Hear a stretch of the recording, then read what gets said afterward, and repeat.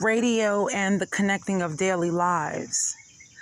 The new electrically powered technologies, with perhaps the greatest impact on the daily lives of ordinary Americans in the 1920s and 1930s, were radio and sound motion pictures. Interestingly enough, they represented instances in which the presence or absence of electrical wiring did not force a wedge between city and countryside. Battery-operated radios in particular, but also movie projectors driven by electric generators, made it possible for rural and small towns Americans to experience the same striking sounds and occasionally sights as city dwellers. Town and country could share experiences impossible to obtain in their own immediate cultural environment. Thus far, more than any previous systems of communication, radio and moving pictures drew Americans together into a new and common culture. Radio became enormously popular in a very short period of time. It soon linked rural and urban America together in a common listening experience.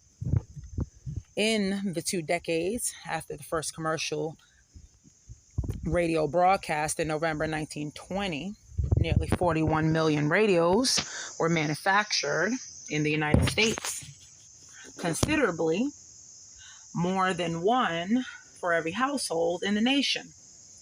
For the first time in the nation's history, one could realistically talk of a national audience for a political, sports, or other events. People across the country could simultaneously hear exactly the same thing, whether it was a presidential speech, a musical performance, an advertisement for a commercial product, or an eyewitness description of a World Series baseball game.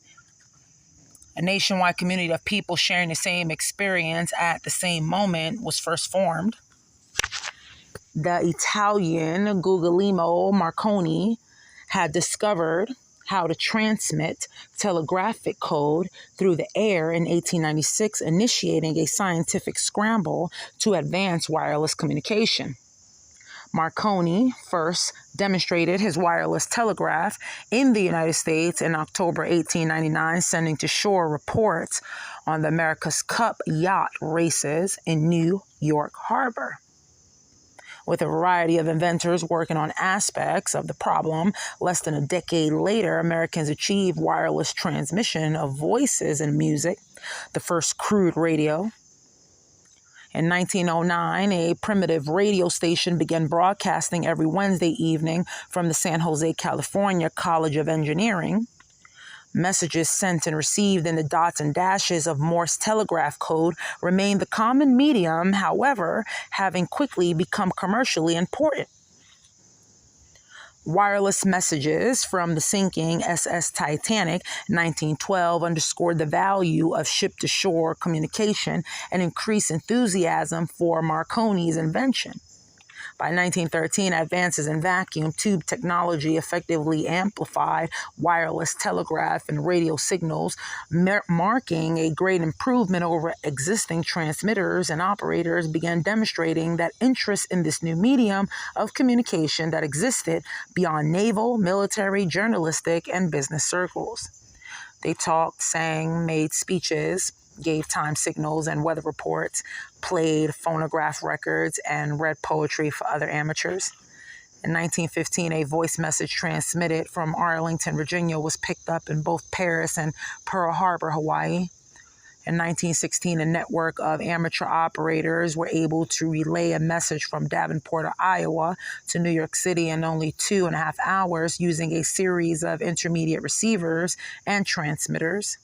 A year later, they sent a message from Los Angeles to New York and obtained a reply in less than 2 hours. In 1915, Lee DeForest, using the vacuum tube equipment he had developed during the previous decade, began broadcasting phonograph music and lectures in New York by regularly replicating a feat he had first accomplished in 1910 with a very limited broadcast of tenor Enrico Caruso from Metropolitan Opera. He hoped to expand the market for the devices his company produced. In 1916, DeForest broadcast the Harvard-Yale football game and even presidential election results. DeForest's broadcast including the incorrect report that President Woodrow Wilson had been defeated for re-election, could be picked up within a 200-mile radius of New York by listeners using vacuum tube sets or homemade crystal sets and earphones. In late 1916, a young visionary at the Marconi Wireless Telegraph Company in New York, David Sarnoff, proposed as entirely feasible a rethinking of uses for the rapidly developing technology. Rather than focus on sending private messages from point to point to compete with the telegraph and telephone, he urged broadcast transmission of music, lectures, news, and sports over several channels to radio music boxes, which combine receivers and loudspeakers.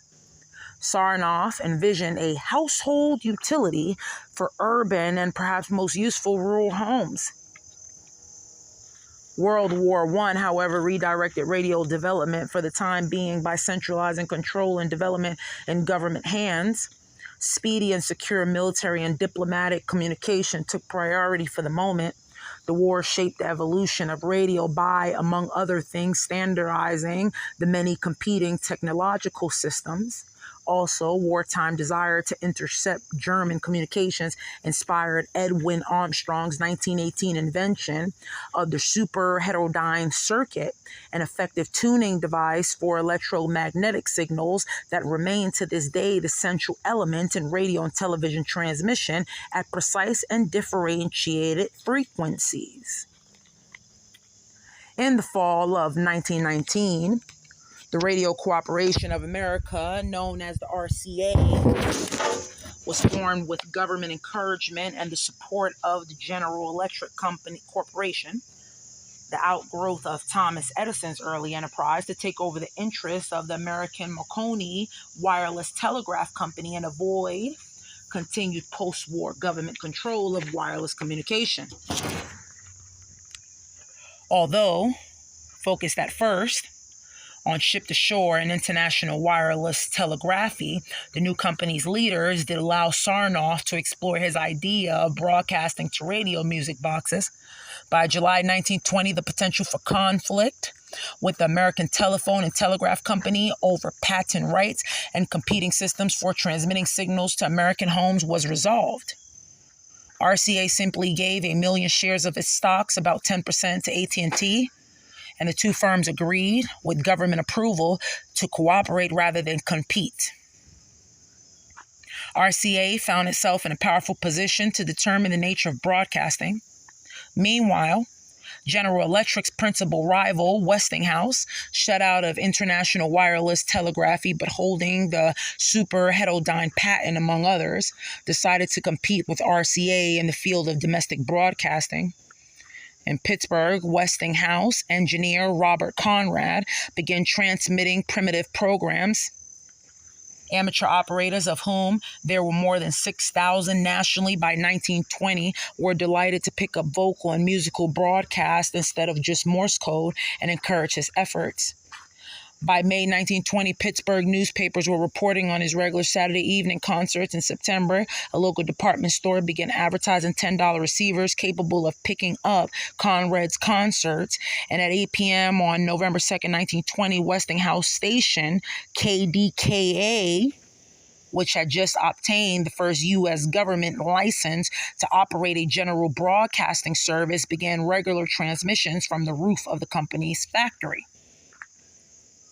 KDKA's first broadcast, which went on until after midnight, reported the results of that day's presidential election won by Republicans Warren Harding and Calvin Coolidge over Democrats James Cox and Franklin Roosevelt. The broadcast was heard by people throughout the Pittsburgh area, many of them Westinghouse employees who had been given receivers for the occasion. Broadcasts continued at first for an hour each evening, but soon for longer periods, and Westinghouse quickly established stations at its properties in New York, New Jersey, East Springfield, Massachusetts, and Chicago. The company's plan was simple: use broadcasts to create demand for radio equipment, then profit through the sale of sets. The Westinghouse effort prompted a quick reaction from RCA. Seeking to retain control of the domestic radio market, RCA offered Westinghouse 1 million shares of its stock and a 40% share of the radio equipment market. The rest would belong to General Electric. So in return for Westinghouse radio patents and operations, Westinghouse accepted in March 1921, and RCA gained a dominant position in the newborn industry. When commercial broadcasting began in 1920, most radio receivers were simple, homemade crystal sets that could be put together for about $2 and used with a $4 set of earphones. By 1922, however, RCA began to manufacture the radiola, a device with 6 vacuum tubes, amplifiers, and a super heterodyne tuner that had a superior sound, required no external antenna, and was very simple to operate. As loudspeakers were improved, and especially before 1928, when plug-in electric circuitry began to replace batteries, interchangeable with automobile batteries and recharged by switching back and forth, radios were fitted into bulky, often ornate, wooden cabinets and sold as living room furniture. Console sets, large enough to hold a large battery and often also a phonograph, dominated the market until the 1930s, when economic conditions brought a demand for cheap table models and portable sets. In 1928, William Lear designed the first car radio. Within a year, the Motorola Corporation was in business producing it. Early car radios were bulky, however, and their reception was poor. Not until after World War II would the technology improve sufficiently to make car radios widely popular. With the advent of broadcasting, radio quickly went from being a specialized and limited technology for private communications of interest to a small civilian and military professional community and a handful of amateur enthusiasts to a new craze in which a great mass of Americans could participate. 8 months after KDKA's reports on Harding's election, another broadcast event was much more widely heard and had an even greater effect in stimulating further interest in radio. Sarnoff decided that RCA should promote the market for its receivers by broadcasting a major sporting event, a heavyweight boxing championship match between the American Jack Dempsey and the Frenchman Georges Carpentier, to be held in Jersey City, New Jersey. Already heavily publicized by the leading sports promoter of the era, Tex, quote-unquote Tex Rickard, who anticipated selling 90,000 tickets, the fight was attracting nationwide interest. RCA established a transmitting station, installed receivers and loudspeakers in 100 theaters and social clubs from Maine to Florida, and arranged for the proceeds from the ticket sales at these locations to be donated to charity. The live broadcast of the fight on July 2nd, 1921, was heard by an estimated 300,000 listeners, including a crowd of 100,000 gathered around loudspeakers in New York's Times Square. The Dempsey-Carpentier fight boosted the already substantial interest in radio. Luckily for RCA, Dempsey knocked out Carpentier in the 4th round, moments before its overheated transmitter blew up. 3 months later, a successful broadcast of the World Series between the New York Giants and New York Yankees created even more enthusiasm for radio. By the end of 1921, 10 stations, including the 4 Westinghouse stations, 4 others in the New York and Pittsburgh areas, and single stations in Dallas and Los Angeles, were licensed for general broadcasting. In the first 6 months of 1922, nearly 90 more stations went on the air, and by the end of the year, almost 350 had been established. Sales of radio sets and parts likewise skyrocketed, totaling 60 million in 1922. The figure doubled the following year, and by 1924, it reached 358 million. Americans quickly seized the opportunity provided by radio to participate in public events and enjoy entertainment without having to leave their own homes. Elections, heavyweight fights, and World Series did not occur frequently enough, however, to begin to occupy the hours available for radio broadcasting. The question of what it put on the air confronted the new radio industry from the start. Regular news coverage, as opposed to reports on a few special events, was beyond the capacity of early radio and would remain so until the 1930s. Music, live performances, as well as phonograph recordings quickly became the most popular way of filling the airwaves. Children's bedtime stories, educational programs, and weather reports also became standard fare. With all the uncertainties involved in early programming, a need arose for radio announcers with good voices and a gift of gab who could describe sporting events, introduce studio acts, and perhaps most important, fill airtime with a continuous stream of interesting patter when something went wrong. One member of this new craft, desperate for something to say, when three performers in a row failed to appear at the studio, thrust his microphone out a window and declared, "Ladies and gentlemen, I give you the sounds of New York." A few radio announcers found themselves pressed into service to cover the sporting events that drew large audiences from the outset. KDKA broadcasts a University of Pittsburgh, West Virginia, university football game even before the Dempsey-Carpentier fight took place. Before long football and baseball games, boxing matches, and horse races were all being covered, greatly expanding the audience and creating new enthusiasm for competitive sports. Announcers, many of them without much of an athletic background, needed to develop techniques and language to describe the action vividly, enthusiastically, and accurately. And even greater challenges was to fill the airspace when nothing much was happening. Quickly, the still familiar practice involved of having two announcers team up to report on games. One would describe the players or the play-by-play action on the field, and the other would provide analysis or analysis background information on the players and color. Football also required a spotter to identify the large and constantly shifting cast of players involved in the action. For all their challenges, sports broadcasts drew huge audiences, as Graham McNamee discovered when he received more than 50,000 fan letters after he covered the 1925 World Series. From the outset, music filled much of radio's available broadcast time. Live performances of the parlor piano and vocal music of recent decades were most common at first, but classical music, especially opera and orchestral performances, enjoyed frequent broadcast. While many Americans had joined in or at least heard the more popular music at home in saloons and vaudevilles or vaudeville theaters or elsewhere, few had attended an opera or symphony concert.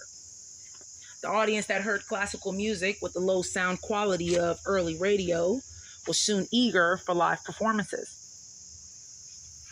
Between 1928 and 1939, the number of major professional symphony orchestras increased from 10 to 17. The total number of orchestras, including part-time, less professional ones, in smaller cities, grew from 60 to 286. Perhaps more significant, whereas musical instruction in public schools was almost unheard of in 1920. 2 decades later, it was widespread. 30,000 school orchestras and 20,000 bands had sprung up. Radio was much more effective than the early technological innovations, the phonograph, in building an audience for classical music. Until the long-playing record was developed in 1948, phonograph records could hold only about 5 minutes of music per side, creating difficulties in the presentation of all but the shortest classical works. Furthermore, by 1924, super heterodyne radios were producing better quality sound than phonographs. Radios, therefore, took the lead in presenting classical music. The phonograph industry went into a radio-induced slump that lasted through the 1930s. Radio also promoted the popularity of other forms of music. Both jazz and country music reached beyond the audiences they had known and evolved significantly as a result.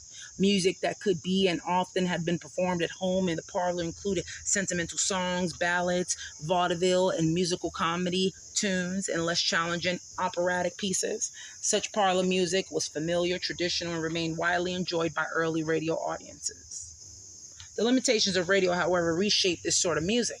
Intense voices, especially high sopranos, had a tendency to blow out the tubes on the radio transmitters. As a result, a number of singers developed a new soft, gentle style that came across well and soon became known as crooning. Female singers such as Vonda Leaf and Kate Smith, as well as males such as Rudy Valley and Bing Crosby, built large and loyal audiences as they perfected the crooning style. Radio did not at first embrace jazz, a musical genre ripening rapidly in the 1920s. Jazz had its origins in Dixieland, ragtime, blues, and other musical forms that had evolved in the pre-World War I urban South, particularly in the Black community of New Orleans. Jazz migrated along with its practitioners to Chicago and elsewhere during the war and enjoyed growing popularity throughout the urban North in the 1920s. Since jazz was not considered altogether respectable, whether because of its Black roots, its spontaneous, improvisational nature, its pulsating and often passionate style, or its frequent association with Prohibition-era speakeasies, most radio stations were at first reluctant to broadcast it. Band leader Paul Whitman did a lot to change attitudes towards jazz, less because he was a classical trained musician and actually wrote down parts for his musicians than because he favored a soft, sweet, and smooth style of jazz. And when he commissioned composer George Gershwin to write a jazz composition for piano and orchestra and first presented Rhapsody in Blue in February 1924, jazz acquired instant respectability. Whitman's orchestra and his style of jazz became a regular feature of radio music for the next quarter century. Other bands led by Guy Lombardo, Ozzie Nelson, Rudy Valley, Duke Ellington, Glenn Miller, and Tommy and Jim Dorsey followed in Whitman's path, helping to make jazz an important part of radio broadcasting, especially in the 1930s and 1940s. Radio helped foster the evolution of another musical form in the 1920s, country music, while not encountering the initial resistance that faced jazz.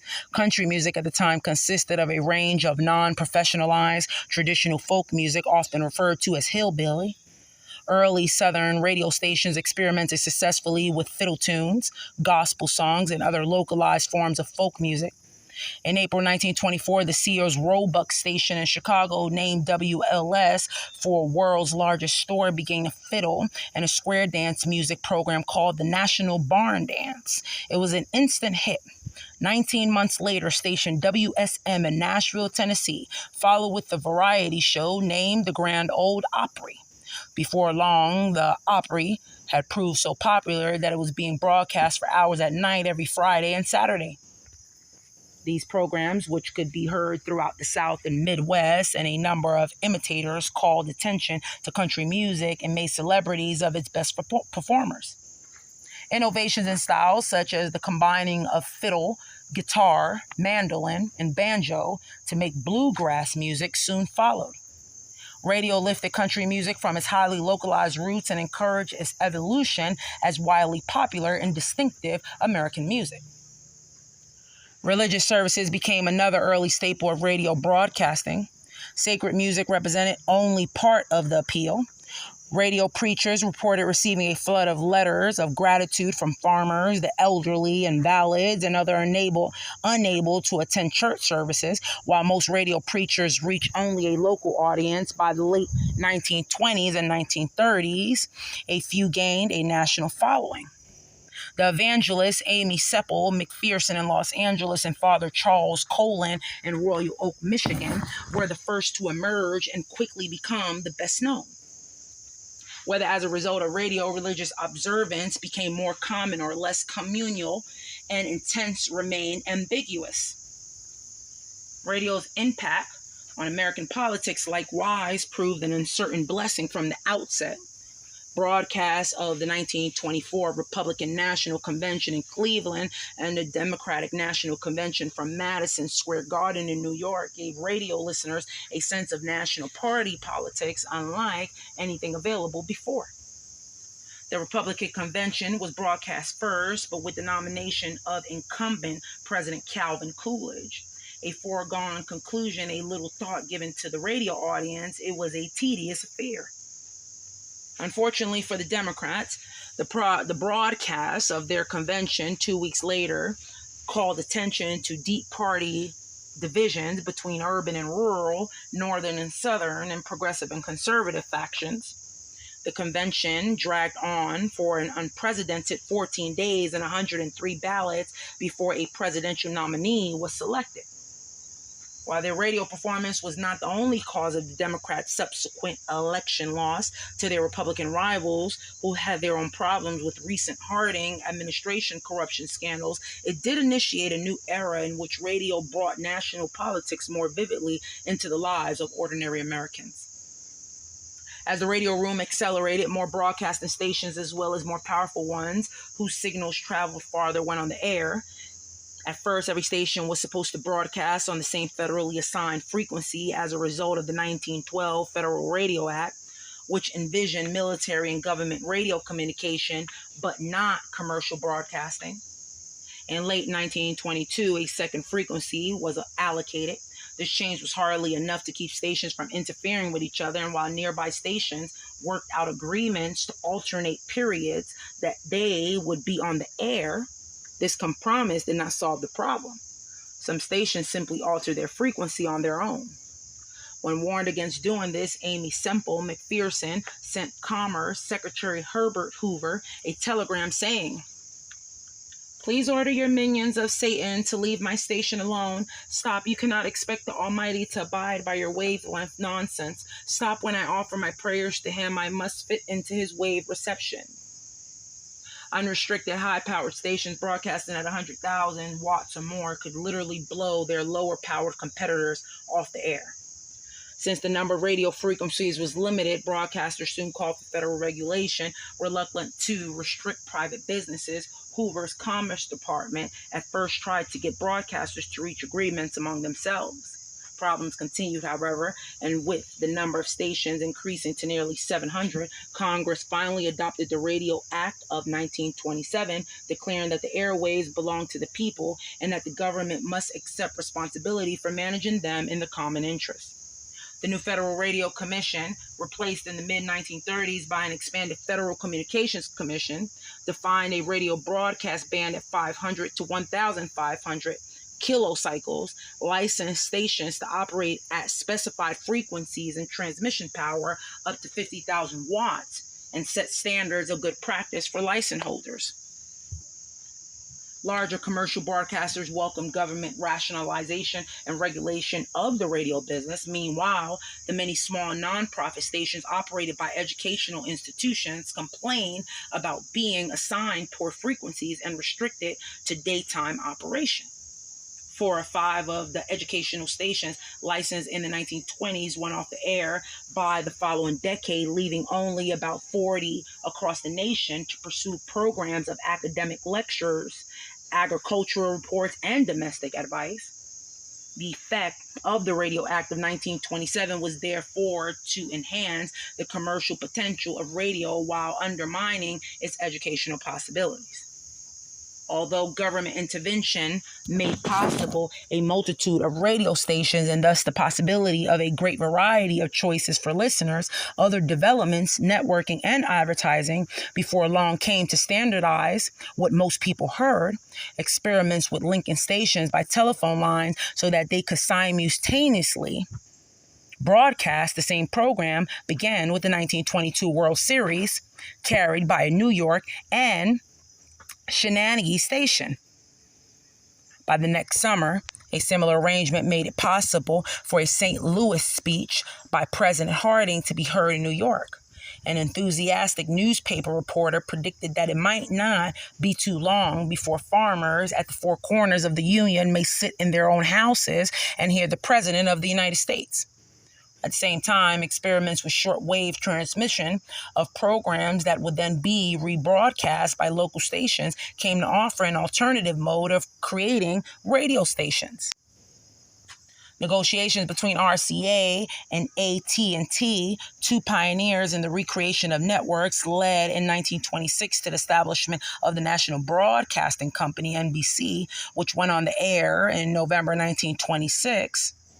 Because of its origins as a merger, NBC actually operated two networks, the red and the blue, until the latter was sold and became ABC in 1943. The first 4-hour NBC broadcast involved a New York orchestra, a Chicago soprano, and the comedian Will Rogers from Kansas City. More significant, the audience was estimated at 12 million. The next year, the NBC network was able to link 50 stations in 24 states for the largest broadcast ever. All-day coverage of Washington, D.C. celebration honoring Charles Lindbergh with a parade, a presidential medal, and other festivities for his recent transatlantic flight. Enthusiasm for Lucky Lindy, already immense, grew even greater as excited announcers extolled his virtues to an estimated nationwide audience of 30 million. Americans had known national figures before, political leaders, military heroes, even athletes, but with Lindbergh, national radio networks began to demonstrate their ability to turn persons of accomplishment into celebrities by transmitting the sound of their voice as well as information about them. Hundreds of thousands of people who would never come close to Lindbergh could feel that they knew him as well as they knew a neighbor. Lindbergh, not the first pilot to fly the Atlantic, though the first to do so alone, achieved what would become lifelong public prominence, not merely for his aerial feat, but for his good fortune or ill fortune, depending on one's viewpoint, in being the first national radio celebrity. The potential of radio networks led quickly to the creation of a second. The Columbia Broadcasting System lacked the financing of NBC, but aggressive development, including the 1929 acquisition of a West Coast network. And imaginative programming forged it into a substantial nationwide rival to NBC before the end of the decade. But from 1927 onward, therefore, radio listeners who had heretofore commonly experienced only local broadcasts gained access to and choice in national radio network programs. Another network, the Mutual Broadcasting System, appeared in 1934. With radio networks, Americans, wherever they lived, could hear simultaneously the same information, entertainment, and commercial messages. No doubt as a result, radio sales accelerated further after 1927, reaching 650 million in 1928 and 842 million in 1929, more than double the total 5 years earlier. Both CBS and NBC responded to growing interest in classical music. CBS began regular broadcasts of the Chicago Civic Opera in 1927 and established its own orchestra the same year. The NBC Symphony Orchestra, founded in 1936, was led by the renowned conductor Arturo Toscanini. It broadcast weekly from its own special-built studio, the most acoustically advanced of its day. Broadcast of New York's Metropolitan Opera began in 1932, underwritten by the Texaco Oil Company. The earlier efforts of radio networks furthered a lasting nationwide interest in classical music outside a tiny urban, wealthy elite, but before long, broadcasters' attention turned from the introduction of generally unfamiliar music to the presentation of popular forms assured of creating an audience for advertising messages. In 1922, WBAY, or WBAY in New York, it soon changed its call letters to WEAF, had announced that it would be a toll broadcasting station selling time to anyone wanting to speak or perform over the airwaves.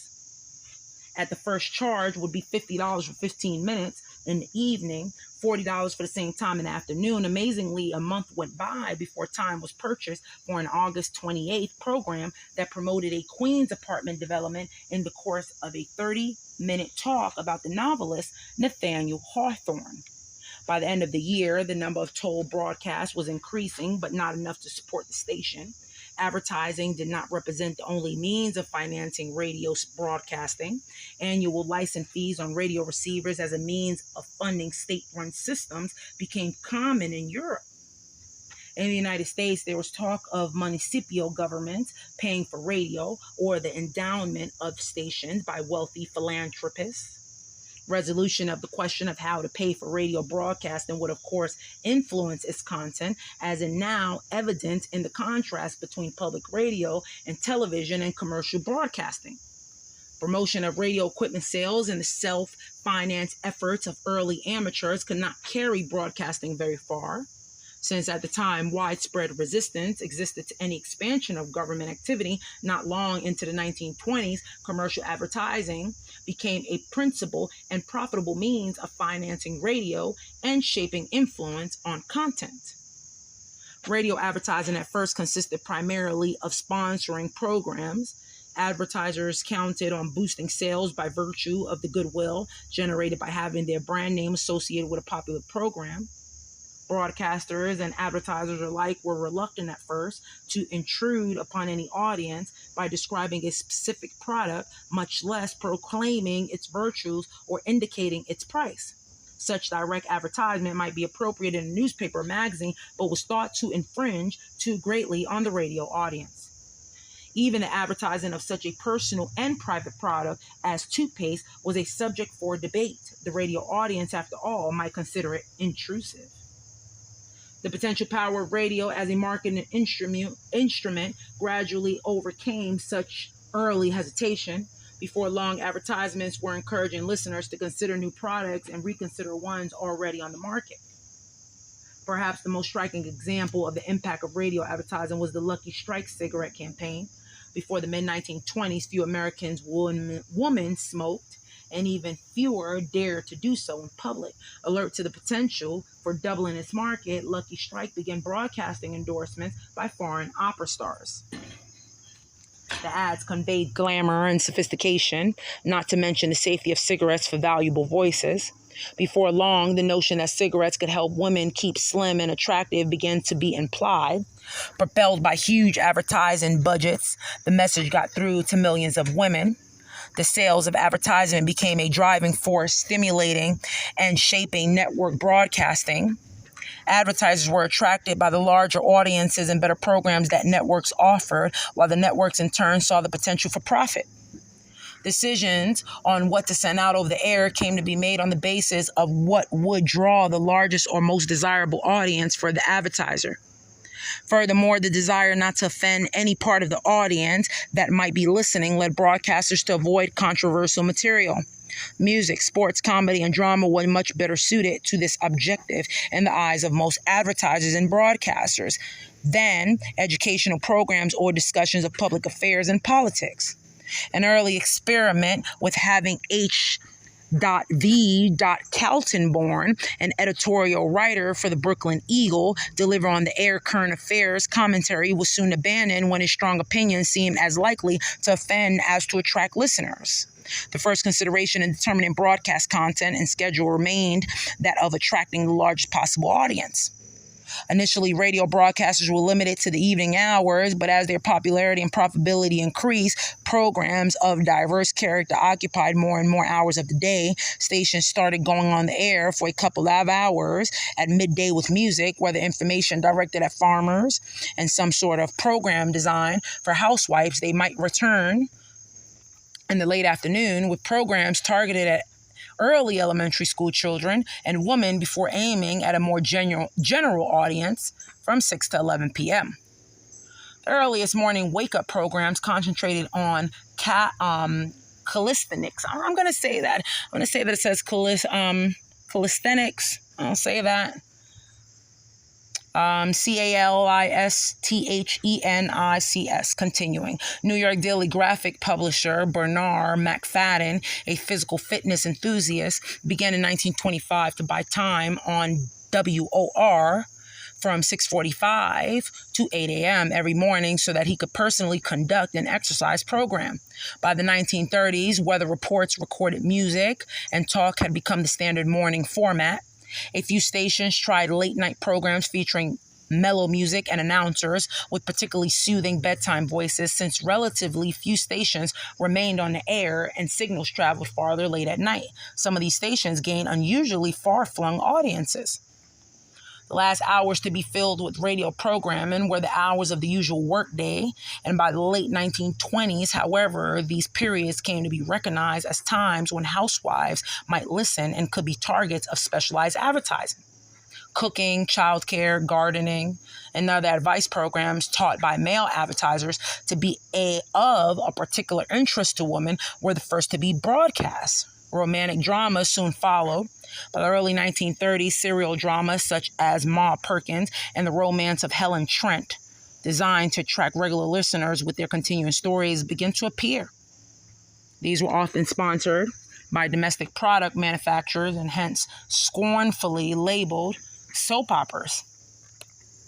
Although it was a new and untried form of radio programming, the regular dramatic or comedy program with a constant setting and ongoing cast of characters emerged remarkably quickly in the late 1920s. Serial dramas and situation comedies attracted enormous and faithful audiences and thus became popular with advertisers. They would retain their popularity, both with listeners and those trying to get their attention, until the advent of television, which borrowed the format after World War II. Regularly scheduled ongoing programs, situation comedies in particular, became the backbone of network radio. No radio program of the era achieved greater popularity than Amos, A-M-O-S, and Andy, A-N-D-Y, which involved as a local Chicago program over several years and began its national broadcast on the NBC Blue Network in August 1929. At its peak in the early 1930s, an estimated 40 million people, almost one-third of the nation's population, listened to Amos and Andy between 7 and 7:15 p.m. every weeknight. Amos and Andy were two black men who had migrated from Atlanta to the south side of Chicago and were perpetually confused by city life. Simple and trusting Amos, domineering Andy, and their good friend, a rascal who went by the nickname the Kingfish, as well as many other characters, were all played by the show's two white creators, Freeman Gostin and Charles Correll. While much of the show's humor centered on the characters' distortions of language, what a situation, ain't that something, is regusted, and the Kingfish's favorite phrase, holy mackerel. Amos and Andy were portrayed as decent and likable fellows dealing with universally perplexing situations. Many black listeners seemed to enjoy the show as much as whites, though some resented its characterizations. In Pittsburgh, Robert Van's black newspaper, the Courier, circulated petitions to have the show banished from the air. Van, V-A-N-N, obtained 740,000 signatures and stirred thought among white liberals, though the petition did not achieve its goal.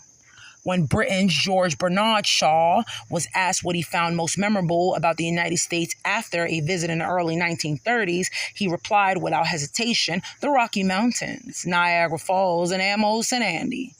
Amos and Andy entertained with their efforts to explain situations they confronted, such as the onset of the Great Depression. Here's Andy. Well, Lighten, of course, I would like to give you a job, but there's business repression is on right now. Lighten. What is that you say, Mr. Andy? Andy. Is you been keeping your eye on the stock market? Lightning. No, sir. I ain't never seen it. Andy. Well, that stock market crashed. Lightning. Anybody get hurt? Andy. Well, course lightning. When the stock market crashes, it hurts us businessmen. That's what put that repression on things. Amos and Andy spawned a number of imitators in the 1930s. Some of these programs followed the formula of rooting their humor in a minority group's perplexities with mainstream America. The Goldbergs, a show about Jewish immigrants in New York, was one of the more popular. Others, such as Fibber McGee and Molly, concentrated on addressing the ordinary problems of daily life to which a broad audience could relate. White political leaders, starting with Warren Harding and Calvin Coolidge, spoke on radio, non-appreciated its potential for establishing a sense of personal, informal contact with the vast number of Americans until Franklin D. Roosevelt, as known as FDR, became president in 1933. FDR began a series of what came to be called fireside chats in which he explained the nature of depression conditions and his administration's response to them. With 4 of every 5 American newspapers editorially hostile to FDR, radio became Roosevelt's best means to explain his positions to the public.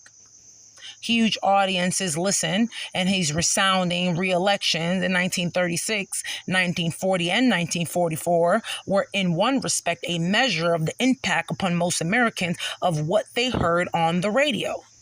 Even Roosevelt's most notable and effective political opponents achieved their position largely through radio.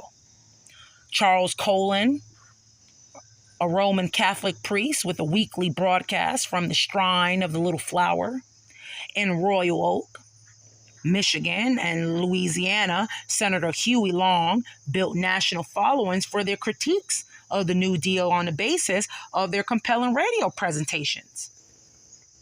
Not until the mid-1930s did radio networks begin to broadcast regular and substantial news programs.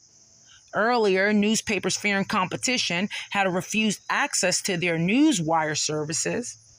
Radio lacked the incentive and resources to gather news on its own until the CBS and NBC networks decided to do so. News programs quickly became popular with the listening audience. Rising international tensions caused by the Spanish Civil War, the Japanese invasions of Manchuria and China, and Germany's assaults on numerous European countries under the leadership of Adolf Hitler gave news reports and analysts a growing presence and importance.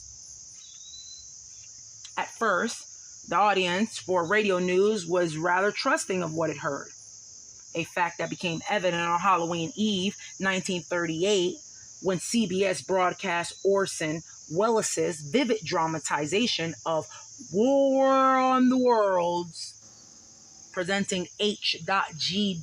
Welles' tale of alien invasion as a series of eyewitnesses' news reports interrupting a dance band performance. The programs effectively contrive realism, panic a large and far-flung audience that either missed or ignored an introduction identifying it as fiction. The nationwide uproar over the night the Martians landed demonstrated the significant role that radio had come to play in shaping American sense of what was going on beyond their immediate view. Radio seldom fused the entire American population into a single audience. However, even when a Roosevelt fireside chat, Amos and Andy, a Joe Louis championship fight, or the World Series was being broadcast, people could and did choose to listen to other programs. Not everyone heard War of the Worlds, though its fame became such that few might later admit that they were not tuned in to its first broadcast. While Fortune magazine surveys in 1937-1938 found radio to be the nation's most popular pastime, edging out movie-going and far surpassing reading, individual listening habits varied widely. In any case, whether the listener was a Chicago worker or a Great Plains farm wife, radio reduced his or her sense of personal isolation. The worker might tune in to Chicago Federation of Labor Station, WCFL, or an ethnic station offering traditional music from the homeland. The farm woman, meanwhile, might listen to stations offering household hints, commodity price quotations, and weather reports along with soap operas and music. In either case, radio brought a variety of information and entertainment into the home, allowing people an escape from their daily routine and a chance to feel that they were connected to others in a vast, unseen audience. My name is Pavielle J.G. I'm the narrator to the loving David E. Kivig, or pronounced Kivig, winner of the Bancroft Prize in History, Daily Life, author of Daily Life in the United States, 1920 to 1940, How Americans Lived Through the Roaring Twenties and the Great Depression. Please look for it at your local library if you are interested. I'll try to include as much details below as possible. Have a beautiful and blessed day and stay knowledgeable.